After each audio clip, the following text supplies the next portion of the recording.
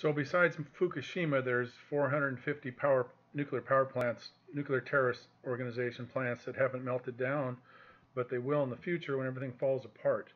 So this guy's question is, won't the extremophiles live underground forever or whatever, hope, grasping at straws. And Guy McPherson really never talks about this unless he's pressed into a corner. So now he mentions what's going to happen besides all the other horrible stuff he talks about, because he doesn't want to be an extremist, I guess, Are capable of living up. We've so far. Help me out here, sir. Don't make me seem like the mean guy. Ask a question and. My question is, do you claim, or do others more pessimistically claim, that these conditions, even though star conditions, would annihilate bacterial spores, which, if they survive, can provide a new path for evolution? I'll leave the link below.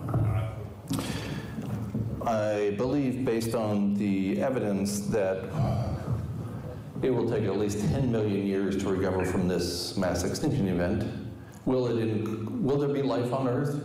Well, in addition to the extreme environmental change that we already face, there's the wild card I haven't mentioned because I'm such an optimist. But I'm going to drag it out now. You made me, buddy. So obviously, when industrial civilization fails, people aren't going to go to their jobs. Money is worthless. They're going to spend time with their families. Even first responders stop responding after a few days, and they go home to be with their families. So who's going to manage the 450-some nuclear power plants? I suspect they're going to melt down catastrophically in an uncontrolled manner. All or most of them. There's a paper out within the last 3 days indicating that 90% of the nuclear power plants in the United States are not ready for climate change. And that assumes the 2100 canard about climate change and when it becomes disastrous. So if that's the case, then we're going to have a lot of ionizing radiation stripping away the atmosphere, leaving Earth look a lot like Mars instead of like Venus. And I don't wish for this, and I think it's possible, and I don't know how likely, but I think it's possible that we could lose all life on Earth as a result of extreme environmental change, including that 5 or 6 degrees Celsius global average temperature rise. I don't know, and I don't think anybody knows, because we've never been here before, which is the quote I had from Homer at the very beginning of the presentation. You will never be here again. Homer, in the previous paragraph, described that the gods envy us, and that's why he wrote that paragraph that I had up there. You will never be here again. You will never be more beautiful than you are today. Any moment might be your last.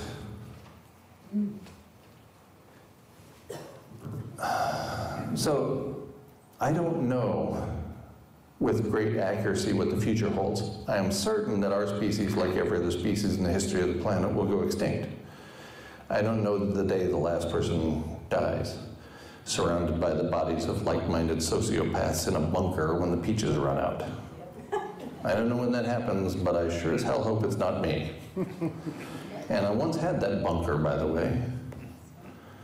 And when I learned about the aerosol masking effect, and when I realized the potential for nuclear Armageddon, and not in the kind of dropping the bombs, I realized that now I can stop leading by example, the example that essentially nobody followed. Now I can focus on teaching instead of shitting in a bucket. Instead of making these profound sacrifices that nobody else on the planet was willing to make, I can go back to doing what I do well and what I love, and that's teaching. So that's what I'm doing now. All the way in the back. Leave a link below.